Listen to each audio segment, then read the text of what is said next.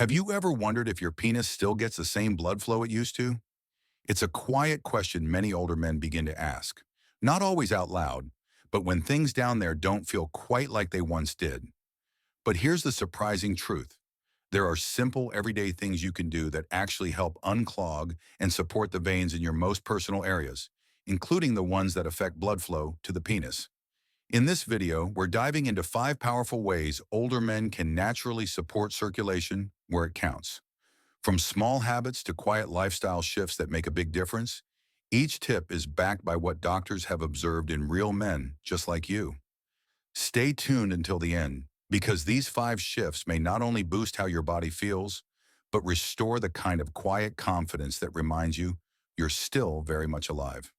Now let's get started. Number 1, daily movement that promotes lower body circulation. One of the most effective and natural ways to improve circulation, especially in the lower body, is consistent, gentle movement. Doctors often say that what's good for your heart is also good for your entire vascular system, and that includes the delicate network of blood vessels in the pelvic region. The veins in that area, just like anywhere else, need steady blood flow to stay clear and healthy. When you walk, swim, or even do light gardening, you're activating muscles in your legs and hips. That activity sends a signal to your body to push blood through with more force and more regularity.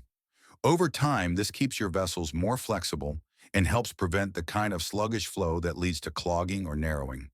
There's a man I knew named Walter, 78, who started taking a 20-minute walk each morning after breakfast. He said, "It wasn't much, but after a few weeks I felt lighter, not just in my legs, but in how I carried myself." And that's the thing. Circulation isn't just about how your body functions. It's also about how it feels. Even small movements help. Climbing a few stairs, stretching in the morning, bending down to water your plants. These things may not seem like exercise, but they wake up your vessels. They tell your body, "I'm still using this." And your body responds. The bottom line, if you want healthier veins, wherever they are, get your whole body moving. It doesn't take a gym, just a little daily intention and consistency. And the payoff? It's not just physical, it's confidence, energy, and the quiet. Pride of knowing you're taking care of yourself from the ground up. Number 2, foods that naturally boost nitric oxide and blood vessel flexibility. Your blood vessels, especially the smaller ones that support circulation in sensitive areas, rely on one key thing to function well: flexibility. And one of the most powerful tools for keeping those vessels open and responsive isn't found in a pill. It's found in your kitchen. Certain foods are rich in natural compounds that support nitric oxide production in your body. Nitric oxide is what helps your blood vessels relax and widen.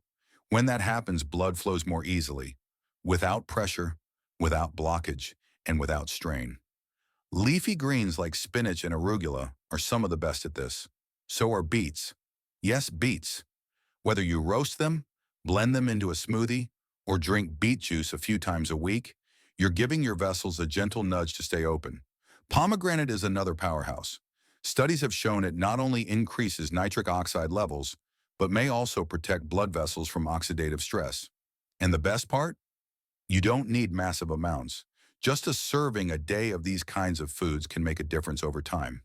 This isn't about going vegan or changing your whole diet.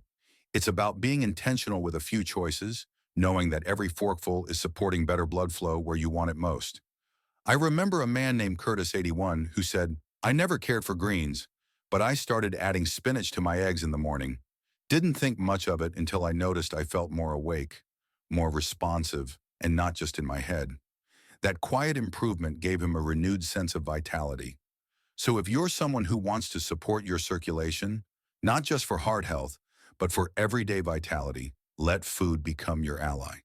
Because sometimes the best medicine doesn't come from a bottle, it comes from your plate. If you're still watching this video and finding these insights valuable, please comment number 2 below to let me know you're here.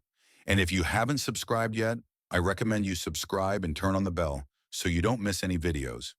Your support helps us continue creating good content to inform and inspire you. Now let's move forward. Number 3, staying hydrated and limiting alcohol. To support blood consistency and vessel health, Most people don't think of hydration as a key to circulation, but when it comes to keeping blood flowing smoothly, especially through small sensitive veins, it matters more than you might think. Water helps keep your blood at the right thickness. When you're dehydrated, your blood becomes a little thicker, a little slower, and slower blood doesn't move as easily through narrower pathways. That's especially true in the lower part of the body where gravity already has to work harder. If the blood isn't moving well, the vessels can get sluggish. Over time, that can lead to stiffness, poor responsiveness, and in some cases, even blockage. Now add alcohol to the mix and you've got another challenge. While an occasional glass of wine may not be a problem, regular drinking, even just a bit, can dehydrate the body. It also affects how blood vessels constrict and relax, interfering with the natural flow you want to maintain as you age. Hydration, on the other hand, is one of the simplest gifts you can give your vascular system. Not just water, but fluids throughout the day. Herbal teas, broth-based soups, even fruits like watermelon or oranges help support hydration without much effort. There's an older gentleman I met, Alan, 79, who used to complain of cold feet and a kind of sluggish feeling after dinner. He started drinking a tall glass of water first thing in the morning and another mid-afternoon. Within weeks, he felt the difference, not just in his energy, but in how light and responsive his body felt overall. The takeaway: don't overlook the basics. A well-hydrated body is a body that circulates better. And a body that circulates better supports every system you care about, including the ones you might be too shy to talk about. Sometimes it's the smallest habits, like drinking water, instead of that third coffee that help you feel most alive. Number 4, removing what blocks your blood quitting. Smoking and controlling cholesterol. If you want to keep blood flowing freely, especially in the areas of the body where vessels are smaller and more delicate, then what you remove from your life matters just as much as what you add. And two of the biggest threats to healthy blood flow in older men are smoking and unmanaged cholesterol. Let's start with smoking. Even if you haven't smoked in years, it's worth saying again, tobacco shrinks your blood vessels. It makes them stiffer, narrower, and more prone to blockage. And those effects aren't limited to your lungs or heart. They reach everywhere, including the veins that support your most private functions. When vessels shrink or clog, blood doesn't reach where it needs to go. And without steady circulation, the whole system struggles. Then there's cholesterol. It's not about chasing perfect numbers, it's about understanding how cholesterol can build up along the walls of your arteries and veins. Over time, this buildup acts like sludge in a pipe. It slows things down, it hardens, and if it gets bad enough, it stops blood flow altogether. The good news: both of these risks are manageable. Quitting smoking, even in your 70s, can lead to real measurable improvement in circulation. And managing cholesterol doesn't mean deprivation. It means choosing smarter fats, getting in some movement, and if needed, working with your doctor on a plan that fits your body, not someone else's chart. I once talked with a man named Richard, 74, who said, "I quit smoking after 40 years, thought the damage was done, but 2 months later, I could feel my fingers and toes warming up. It was like someone had turned the faucet back on." That's what removing the blockers does. It doesn't just change your numbers, it changes how alive you feel. Because blood flow is about more than physical health. It's about energy, confidence, and that quiet, powerful knowing that your body is still working with you, not against you. If you're still watching this video and finding these insights valuable, please comment number 4 below to let me know you're here. And if you haven't subscribed yet, I recommend you subscribe and turn on the bell so you don't miss any videos. Your support helps us continue creating good content to inform and inspire you. Now let's move forward. Number 5, strengthening pelvic muscles to support blood flow where it matters most. One of the lesser known but incredibly powerful ways to support blood circulation in older men is through targeted muscle engagement in the pelvic area. These are muscles you don't often think about, but they quietly play a big role in how blood is delivered and retained in the places you care about most.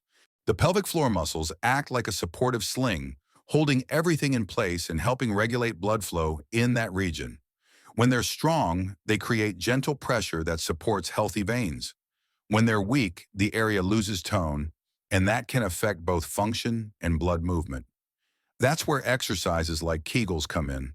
And no, they're not just for women. In fact, for men over 65, regular Kegel exercises done in just a few minutes a day can increase pelvic strength, boost blood flow, and even enhance overall responsiveness in ways that many men are pleasantly surprised by. You don't need special equipment, just intention. Tighten the muscles you'd use to stop a stream of urine. Hold for a few seconds, then release. Start with 5 or 10 repetitions a few times a day. Over time, those small efforts build strength where it counts. I remember a man named George, 76, who told me he started doing these exercises during commercial breaks while watching his favorite TV shows. He said, "It didn't feel like much at first, but after a couple of weeks, I felt steadier, more in control of my body, and it gave me a little spark I hadn't felt in years." That's the beauty of muscle memory. It comes back, slowly but surely. And when it does, your confidence rises with it, not just because of how things work, but because of how you feel in your body again. At this stage in life, that's not something to take for granted. It's something to celebrate because it means you're not done, not by a long shot. You're simply entering a new chapter of strength, one quiet rep at a time. Final thoughts? We were numb one. When it comes to aging well, especially as a man in your 60s, 70s, or even 80s, there's something deeply reassuring about knowing your body still responds to care. These 5 simple changes aren't magic tricks. They're not overnight fixes, but they are real and they work because they meet your body where it is now, not where it was 40 years ago. You might not talk about these things with your friends. You might even feel awkward bringing it up with your doctor. But the truth is, good blood flow, especially in your most personal areas, isn't just about performance. It's about health, confidence, and quality of life. When those vessels are working well, everything else tends to follow. So which of these 5 changes felt most relevant to you? Which one will you try this week?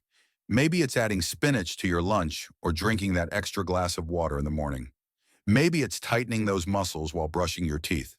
Wherever you start, just know small changes make a difference. You've lived a long, full life already. That doesn't mean it's time to slow down. It means it's time to take control of the things that still are in your control, your circulation, your energy, and yes, even your sense of pride in how you care for your body.